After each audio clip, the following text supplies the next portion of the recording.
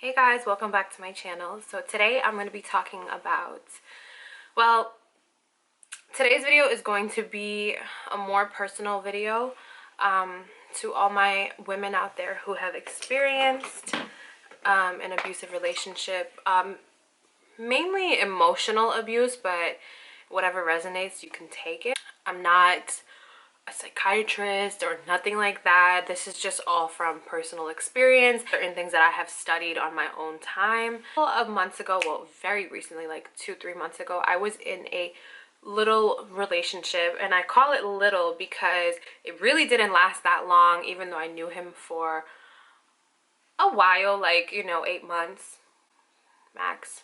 Yeah, we knew each other for 8 months. Things just went really, really fast for some reason. I mean, I've always had like kind of like toxic relationships, situationships, things like that, but I never really like experienced what I experienced with this guy. And it's not all bad. Like, it wasn't all bad. And that's another thing I really want to touch on when it comes to abusive relationships. It's like, it's not always that bad. You know what I'm saying? Well, I'm not saying that bad. I'm trying to say, okay, let me rephrase that. I'm trying to say that abusive, like when people think of abusive relationships, they assume that it's like you're being beaten like every second of the day, every moment that you're with that person. Abuse is so complex. Like, people can abuse you a variety of ways that you would never even like think of, because it's like until like the aftermath. And I also want to talk about that too, the aftermath part of getting out of an abusive relationship. A lot of people don't understand, like, it's not really talked about. Emotional abuse in particular is not really talked about, and I just want to be completely open when I speak about it, because I needed to hear these things, when I was going through this, because I was so confused, and I'm still confused. I'm still trying to learn about what happened to me. I'm still trying to understand what happened, arguing, the calling each other names, the yelling, the screaming, like all the fights, all of that. That's what I'm, really touching on, because just as bad as how that type of situation would affect someone, like if someone had complete control over them, it's the same. It's just more mental and more verbal, more emotional, mainly mental, because you don't understand what it does to you when you stay solid, by your man, when he's in fact like treating you like shit. Like, you're staying with a man that's treating you like shit. He treats you like shit. It's hard because you've never experienced anything like that, but you may have seen it when you were a child.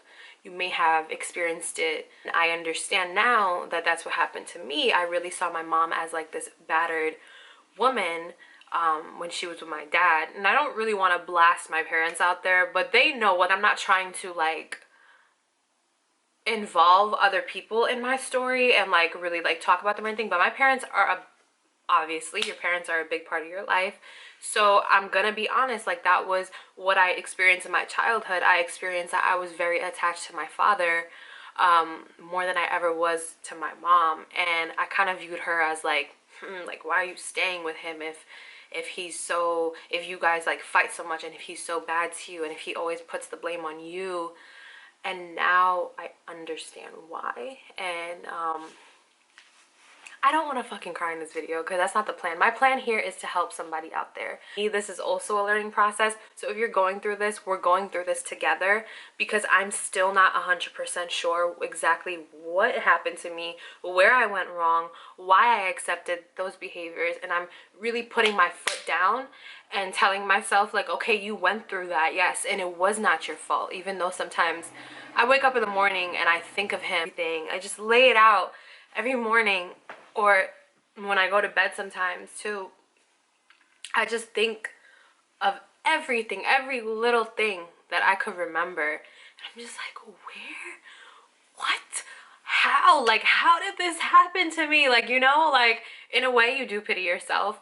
So and that mix, that pity that you give yourself mixed with that guilt and that pain and everything, it kind of just makes you numb, to be honest, and you don't even want pity from anyone. And that's kind of where I stand. I don't even need pity. That's the thing. You don't need pity. You don't need somebody to coddle you. And the truth of the matter is that staying in an abusive relationship, whether it's emotional, physical, mental, when you stay in that type of environment and you're investing yourself in that type of environment with that kind of person, you are going to slowly lose yourself. And it's going to be really hard to regain yourself back. Luckily, things ended between me and that person pretty quickly. I feel like I was so invested into him, and I'm still trying to figure out what made me like fall in love with him. But I kind of have the answer to that. I'm just a natural loving person. Like, I just naturally fall. You know, I just love love. Like, and people make you feel wrong about it. Don't let them try to like put that aside and just focus on, not focus on the pain, but let myself feel that pain. And that's what you need to do. And you are strong enough to. If you were strong enough to endure all that, then you are definitely 100% strong enough to really understand that you have to feel that pain and feel it all, like every little thing. You've got to feel it all before you know, start healing, because to be honest, that is the beginning and the process of healing as well. So the beginning and also in the process of healing, that's what happens. And it's so normal. But basically, like, my experience with this whole thing was just, you know, I really had to live the life of being a nobody, being nothing. Like, literally just, I would literally like sleep on my bed, and I still do this sometimes, just because of how much I invested myself into this relationship, like emotionally. And I really gave my heart and like all of me. Like, I'm not talking about materialistic things. I'm talking about me. Like, I put my guard down for this person. I wanted a future with this person. I wanted kids with this person. I wanted our first apartment together. I wanted to pick out furniture together. I wanted to travel together. I wanted to buy our first house together. I wanted to make our parents proud. Those type of things. I really loved this person, and I still do. But I could never put myself in that situation again, because I know that I deserve somebody who loves me the same way that I loved him, you know?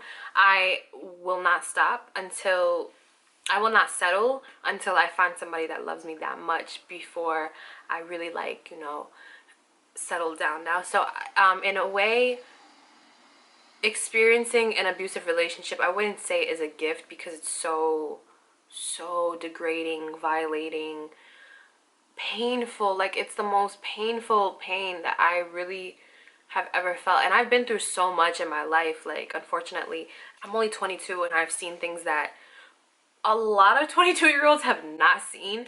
And I wouldn't say it's unfair. I would say it's kind of amazing, because I learned so much at such a young age, and nobody could tell me about myself. And people do try to tell me about myself, and I know who I am. I know what I've been through, and I know what I've learned through those situations and problems in my life that I've endured. So I feel like nobody could ever tell me who I am. And that's just such a powerful feeling. And you have to understand that as a woman, if you are a woman watching this, you have to understand that you are so powerful, and that is just in the way that you were created. You are just naturally a powerful person. Don't like beat yourself up if you're ever angry at people that you love the most. I'm not saying that being in an abusive relationship is like an excuse to do that, but it definitely is an aftermath effect. You really will become pretty argumentative with people, and at that point you should definitely seek help, because that's kind of what I did. I remember I had like a meltdown, like a breakdown, like just, and I remember it was a Saturday, and I was talking to him or whatever. I don't really want to get into any personal details like regarding him, because you know, this video is to help someone else. It's not for me to really talk about my story. Unless that's something that you guys want, then I'm totally cool with it. It's just that I do have to be, you know, kind of private about what I say. And a lot of people don't agree with that. A lot of people feel like abusers need to be exposed. They need to be, you know, it needs to be known that they're the ones who did this to you. And to me, it's just like, just love. Just love and have peace in your heart and know that it's not your place. It's not your responsibility. And once again, it's not your place to teach that person their lesson, their karma, whatever it is that the universe and God, if you believe in God, whatever it is that they're, you know, going to witness or experience for what they did, or, you know, just fall back, you know, like, it's not worth it. It's not worth it. And I understand the anger. Like, it's so bad. Yo, the anger after an abusive relationship is so bad. Like, oh my gosh. Okay, so like I said, I had like a really bad breakdown, and I remember it was a Saturday evening, and it was raining, and there was like this pretty ass rainbow that came out too that day, I remember. But I was so depressed. Like, I literally, like, something changed in me that day. He basically said, like, I don't want you no more. Like, I felt so useless because that week, everything was fine. He wanted me, you know, remember, after I got off the phone with him, I told myself, like, I just looked down, like, so low, and I was just like, something died in me today. Like, I don't know what it was. I guess it was like my old self. Like, now I'm on the journey of becoming a better version of me. Or that's what I'm trying to do. I just knew something changed. I was literally in bed. I would not get out. I would not even clean. I wouldn't change my clothes. I just completely let go of myself. Completely. Even with him, even the last time that I saw him, I was just so mentally, like, exhausted. And I think he knew too. And I think that's another reason why he probably has left. Maybe he felt like he destroyed me and the job was done. I don't know. I don't know what's in people's hearts until I finally realized I just could not live like this anymore. I mean, daily, it's like a practice. Every time I have social interactions with anybody, my friends, a guy, any of that, I basically, you know, I feel like people have like motives, and it's just like, it's just a mess. Like, what abuse does to you is just such a mess, and the woman has to pick all those pieces up. It could be a man too enduring abuse from a woman, or a man, you know, experiencing abuse from a man, or a woman experiencing abuse from a woman. It doesn't really matter. I'm just really focusing on women because I cannot believe how powerful we are as women. Like, this is so personal for me, so please don't take it as like me being sexist or me trying to change gender roles or anything like that. It really has nothing to do with gender, but it's just so personal for me to realize how powerful I am as a woman, because I never felt that way before. So just understand that.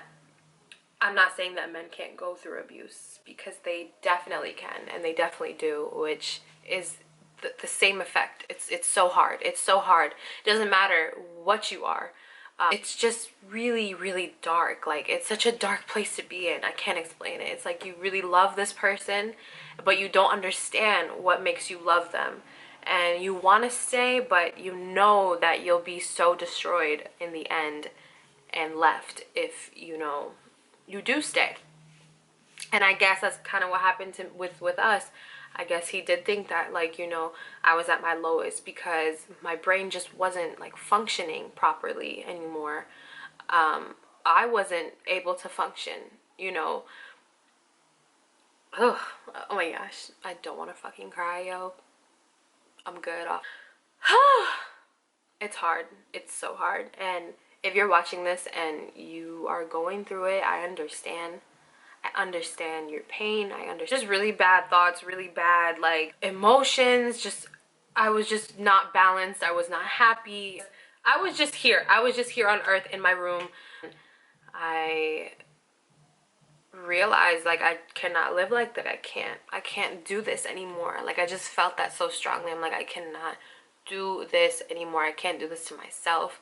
I can't sit here and have him move on with his life, live his life, and me just sit here and ruin mine for him when there's so many guys out there that will value me, and there's so many guys out there that will respect me and treat me the way I deserve to be treated, and do all these things for me that he never was willing to or could. So I took the steps towards seeing a psychologist, and I really wanted to see a psychologist because I didn't want to really put the blame on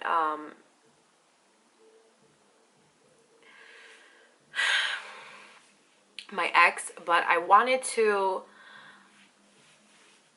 find out what was in my core, in my mind at that time, like what made me feel like it was okay to stay with somebody who didn't treat me good, you know? And it's going pretty good. Like I thought that like a psychologist could really, I thought a psychologist could really help me figure out like what's wrong with me, that I endured that I stayed and I let that happen, like when I shouldn't have. Like I should have been on my own, because it seems like I am doing pretty good by myself. You know, I don't need a man or nobody at that. I definitely do feel like my childhood had a lot to do with it, just because I witnessed my dad abusing my mom, and that's like physically too. Anger really like sticks with you because you want to see your parents be loving towards each other. So I definitely feel like there is a connection with that, and there might be even more connections as to why I stayed, you know. And I still wanted him to not leave when he left already. Like I would be begging him, like, and I just couldn't understand. If someone is not treating you good, you should know your worth and value yourself enough to walk the fuck away, okay? Because nobody on this earth should ever make you feel like that. Nobody on this earth should ever have you laying in bed. First of all, no man would have his woman laying on her bed crying and wondering why she's not good enough, or why he doesn't love her, or why she loves him so much, just screaming to God like, oh, I love him so much, please, like, you know, Lord, please do something, you know. And I also went to church Sunday, which I am so proud of, and I'm so happy that I'm so happy about healing, and I'm happy about the pain that comes with healing too.